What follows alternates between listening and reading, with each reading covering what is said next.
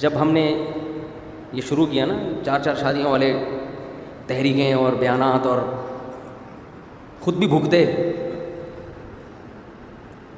تو اپنی پرسنل باتیں شیئر نہیں کرنی چاہیے، لیکن کیا کریں یار، جب تک اپنی پرسنل بات نہیں کرو نا تو وہ موٹیویشن بھی نہیں ملتی. اور ہم نے تو کی ہی شادیاں لوگوں کو ترغیب دینے کے لیے کی ہیں، تو اپنے واقعات بتانے پڑتے ہیں. لوگ کہتے ہیں یار یہ اپنی شادیوں کے واقعات دنیا میں پیٹنا شروع کر دیتے ہیں، پتہ نہیں کیا چاہتا ہے یہ آدمی، شہرت کا بھوکا ہے یا کیا ہے. بھائی ہم نے کی ہی کس لیے ہے. میں جب دوسری شادی کی نا تو کتاب بھی لکھ رہا تھا، میں سے بیٹھا ہوا لکھتا رہتا تھا. اس وقت کمپوزنگ کا اتنا رواج نہیں تھا، 2005 کی بات ہے. تو قلم سے لے کے لکھتا رہتا تھا، پھر پوری رات. تو میرے بڑے سے چھوٹے بھائی وہ مجھے کہنے لگے کیا لکھ رہے ہو؟ میں نے کہا 4 شادیوں پہ کتاب لکھ رہا ہوں. وہ حافظ بھی ہیں. اچھا وہ بھی کوئی میری دوسری شادی سے خوش، کوئی بھی خوش نہیں ہوتا، خاندان میں خامخواہ کا پھڈا ڈال دیا. تو مجھے کہنے لگے بس کر لی نا، ٹھیک ہے کر لی، بس صحیح ہو گئی یار. لوگ کر لیتے ہیں، مخالفت مول لے کے بھی کر لیتے ہیں، کچھ کہتے ہیں اچھا کیا، کچھ کہتے ہیں برا کیا. یعنی ان کی رائے میں کام تو اچھا نہیں کیا، لیکن جب کر لیا تو مٹی ڈالو بس، ٹھیک ہے ہو گیا. یہ کیا بیٹھ کے کتابیں لکھ رہے ہیں، بیٹھ کے میں نے یہ کیوں کی ہے بھائی. مطلب ان کا یہی تھا، یعنی اتنا فنٹر بننے کی تم کو بہت بڑی شخصیت ہو. مطلب اب میں اپنے الفاظ میں ان کا جو اسٹائل تھا نا، اس کے اندر جو اسٹائل بھی خبر ہوتی ہے، اس کے اندر بہت سارے آرڈر چھپے ہوئے تھے. ان کا اسٹائل مجھے بھی یاد ہے. میں بیٹھا ہوا ہوں ٹھیک ہے نا. کہنے لگے کیا کر رہے ہو؟ میں نے کہا بڑے بھائی ہیں مجھ سے. تو میں نے کہا کہ وہ 4 شادیوں پہ کتاب لکھ رہا ہوں کہ یہ کیوں کرنی چاہیے. مجھے کہنے لگے آپ نے کر لی نا، ٹھیک ہے کر لی. بڑے مختصر سے نا ایک ایسا، یعنی انتہائی سنجیدہ لہجے میں بعض دفعہ ایک آدمی بہت وزنی بات کہہ کے نکل جاتا ہے نا، تو اس طرح کا اسٹائل تھا. میں نے کہا بس کر لی نا، ٹھیک ہے کتابیں لکھنے کی ضرورت نہیں. مطلب اب یہ تھا کہ دنیا کرتی ہے بھائی، کچھ لوگ برا کہتے ہیں، کچھ اچھا کہتے ہیں، بس کر لی بس ٹھیک ہے، اچھا کیا برا کیا ایک بات ہی، ختم ہو گیا. پھڈا ہو رہا ہے، لڑائی ہو رہی ہے. اب اس کو ڈیفائن کرنا کہ میں اتنا اچھا کیوں ہوں کہ میں نے دوسری کی ہے، یہ تو گویا ایک قسم کا تکبر ہو گیا نا، کہ اپنے آپ کو پتہ نہیں کیا فنٹر سمجھ رہا ہے. اس کو ڈیفائن کرنے کی کیا ضرورت ہے، قوم کو سمجھانے کی کیا ضرورت ہے کہ کیوں کی اور اس کے کیا فائدے ہیں. کر لیا بھائی، دنیا میں بہت سے لوگوں نے کی ہیں، تم نے بھی کر لی. ہاں ٹھیک ہے، کچھمبے کا کام کیا، ہمیں بھی حیرانگی ہوئی یہ کیا ہو گیا، یہ ہو کیا گیا. لیکن جب ہو گیا تو کیا ہے، یہ تھوڑی کہ امام مہدی آ گئے ہیں یا دجال آ گیا ہے، کوئی اتنا بڑا واقعہ تھوڑی ہوا ہے. ہو گئی ٹھیک ہے، اب نکلو ختم کرو، یہ بیٹھ کے کتابیں لکھ رہا ہے بیٹھ کے. تو اس وقت لوگ مجھے یہ کہتے تھے. تو میں اس لیے کتاب لکھ رہا تھا کہ واقعی ہم نے تو لوگوں میں اس فلسفے کو پروموٹ کرنے کے لیے کی تھی نا، تو ہمیں تو کتاب لکھنی تھی. تو اس لیے اپنے واقعات مجبوراً بیان اسی لیے کرنے پڑتے ہیں. تو میں نے جب پیغام بھیجا نا، جو میری سیکنڈ وائف تھی، ان کے پہلے سے بچے تھے چھوٹے چھوٹے. تو مجھے یہی ہو رہا تھا کہ یار یہ بچے میں کیسے ایکسیپٹ کروں. اپنے بچے پہلے سے موجود ہیں، پھر ان کے بھی بچے، پھر ہم دونوں کے بچے، پھر وہی کیس ہو جائے گا جو آفس سے فون آیا تھا کسی کا. ایک خاتون کا فون آیا آفس میں اپنے شوہر کے پاس کہ میرے بچوں نے آپ کے بچوں کو مارا، پہلے گھر میں جلدی آئیں، بڑا پھڈا ہو رہا ہے. شوہر نے پوچھا کیا ہو رہا ہے؟ پھر میرے بچوں نے آپ کے بچوں کو مارا. پھر آپ کے جو پہلی وائف سے بچے تھے اس نے میرے بچوں کو مارا. پھر آپ کے بچوں نے ہم دونوں کے بچوں کو مارا. تو یہ لطیفہ بھی سنا ہوا تھا ہم نے. تو میں نے کہا یار میں کسی کے اپنے بھی بچے ہیں، پھر کسی کے بچے کے، جب اپنے نہ ہو تو انسان ایکسیپٹ کرنا آسان ہوتا ہے، لیکن اپنے ہوں تو ایکسیپٹ کرنا مشکل ہوتا ہے. اس کو ایڈجسٹ کیسے کریں گے، دل نہیں مائل ہوتا. یہ انسان کی نیچر ہے. یہ بات ہے تقریباً 2008 کی.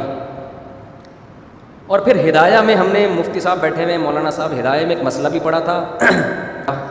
پڑھی ہوگی عبارت آپ نے کہ عورت جب کہیں شادی کرتی ہے تو اسے بچے اپنے ساتھ لے جانے کی اجازت نہیں ہے اگر حقیقی باپ موجود ہے. کیوں؟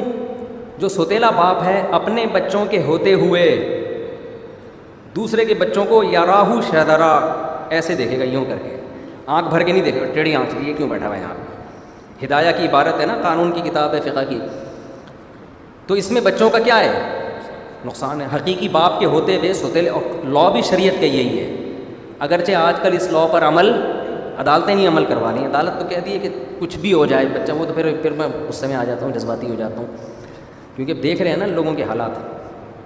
تو قانون شریعت کا یہی ہے کہ عورت اگر کہیں شوہر کے خاندان سے باہر شادی کر لے، شوہر کے خاندان میں ہی کرے گی، بچے اپنے ساتھ رکھ سکتی ہے، کیونکہ جو نیا ہسبینڈ ہے وہ ان بچوں کا ریلیٹیو ہوگا تو وہ محبت دے دے گا، لیکن بالکل اجنبی جگہ جا رہی ہے تو بچے اپنے ساتھ نہیں لے جا سکتی، کیونکہ سوتیلا باپ اپنے اور ان کے بچوں میں کیا کرے گا، فرق کر سکتا ہے۔ تو یہ عبارت بھی ہمارے سامنے تھی کہ یار ہم ایسا نہ ہو یوں کر کے دیکھ رہے ہوں تو، لیکن یہ تو لا ہے نا، قانون ہے، یہ ترغیب تو نہیں ہے۔ اب اوریجنل باپ اگر رکھ ہی نہ رہا ہو تو پھر کیا کرے عورت، پھر تو سوتیلے نہیں سنبھالنا ہے نا۔ تو میں نے پھر کیا کیا، میں نے ایک جامعہ میں ہمارے ایک استاذ تھے، ان کو اپنی یہ مجبوری بتائی کہ یار میں ایک جگہ شادی کرنا چاہ رہا ہوں لیکن بچے جہیز میں مل رہے ہیں، 2 بچے مل رہے ہیں، ایک بچہ ایک بچی، تو میرا دل اس پہ آمادہ نہیں ہے۔ تو انہوں نے قرآن کی یہ آیت پڑھی جس پر میں ہمیشہ اشکال ہوتا تھا نا کہ یار اللہ نے یہ قید کیوں لگائی کہ سوتیلی بیٹی جو تمہاری گود میں پلی ہو۔ انہوں نے کہا یہ تو قرآن کہہ رہا ہے وَرَبَائِبُكُمُ اللَّاتِي فِي حُجُورِكُمْ، تمہاری وہ بیٹیاں جو تمہاری گودوں میں پلی ہوں ان سے نکاح بھی تمہارے لیے کیا ہے، حرام۔ تو انہوں نے کہا یہ قید اتفاقی ہے۔ اتفاقی کا مطلب اللہ نے کلچر کی رعایت کر کے اس قید کا اضافہ کر دیا کہ عام طور پر ایسا ہی ہوتا تھا۔ جیسے میں نے بتایا نا، آپ کے ابا نے کہا ستار بھائی جو عالم ہیں ان کا اکرام کرنا، حالانکہ وہ عالم نہیں نکلے، لیکن انہوں نے عالم کیوں بڑھا دیا، اس لیے کہ عام طور پر ان کے گھر میں جو مہمان آتے تھے وہ سارے کیا ہوتے تھے، عالم۔ عام طور پہ جس کے داڑھی پگڑی ہو اور شلوار ٹخنے سے اوپر ہو، گیٹ اپ ہو، تو عام طور پہ وہ کیا ہوتے ہیں، عالم۔ تو ابا نے اس کلچر کی رعایت کر کے عالم کی قید بڑھا دی تھی۔ تو اللہ میاں نے بھی صحابہ کے کلچر کی رعایت کر کے کہ عام طور پر اس وقت صحابہ جب سوتیلی بیٹیوں کی ماؤں سے نکاح کرتے تھے تو بچیوں کو اپنی کسٹڈی میں لے لیا کرتے تھے۔ تو یہ عادت تھی صحابہ کی جس کو قرآن نے کیا کر دیا، ہائی لائٹ۔ اس وقت میری سمجھ میں یہ بات آئی کہ دیکھو اس شرط کا کوئی فائدہ نہیں ہے حکم پر، لیکن اللہ نے یہ بیان اس لیے کی کہ اللہ کو پتہ تھا کہ ایک زمانہ آئے گا ایک آدمی 4 شادیوں پہ درجنوں ترغیبات دے رہا ہوگا، وہ بھی اس عمل کے لیے تیار نہیں ہوگا۔